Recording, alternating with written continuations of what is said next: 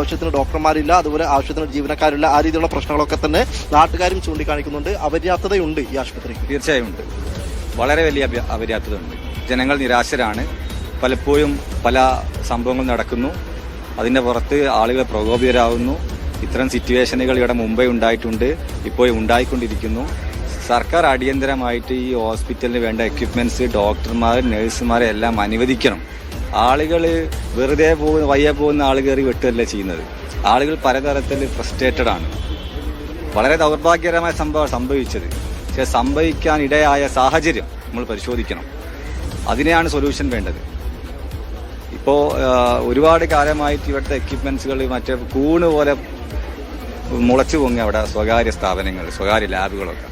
ഈ ഹോസ്പിറ്റലിൽ വരുന്ന ആളുകൾ ഇവിടെ അതിന് സൗകര്യമില്ലായിട്ട് ഇവിടുത്തെ ഡോക്ടർമാർ തന്നെ പുറത്തേക്ക് റെഫർ ചെയ്യുന്നു. ആളുകൾ അവിടെ പോകുന്നു. ഇത്ര ദയനീയമായ സാഹചര്യമാണുള്ളത്. അതാണ് അടിയന്തരമായി പരിഹരിക്കേണ്ടത്. എന്നാൽ ഇത്തരം വിഷയങ്ങൾ ഒഴിവാകുന്ന സാഹചര്യം ഉണ്ടാവും. അതാണ് ഇവിടെ നിന്നും നമുക്ക് ലഭിക്കുന്ന വിവരങ്ങൾ. കാരണം ആശുപത്രിയിലെ ഡോക്ടർമാർക്ക് മതിയായ സുരക്ഷ നൽകാൻ തയ്യാറാകുന്നില്ല, അവർക്ക് സുരക്ഷിതമായി ജോലി ചെയ്യാൻ സാധിക്കുന്നില്ല. ആ ഒരു പ്രശ്നം നിലനിൽക്കുമ്പോൾ തന്നെ ഈ ആളുകൾക്ക്, രോഗികൾക്ക്, അതായത് ഈ താലൂക്ക് ആശുപത്രിയെ, ഈ താമരശ്ശേരി താലൂക്ക് ആശുപത്രി നമുക്കറിയാം, ഈ സമീപത്തുള്ള എല്ലാ ആളുകളും, നിരവധിയായിട്ടുള്ള ആളുകൾ ആശ്രയിക്കുന്ന ഒരു സർക്കാർ സ്ഥാപനമാണ്, സർക്കാർ ആശുപത്രിയാണ്.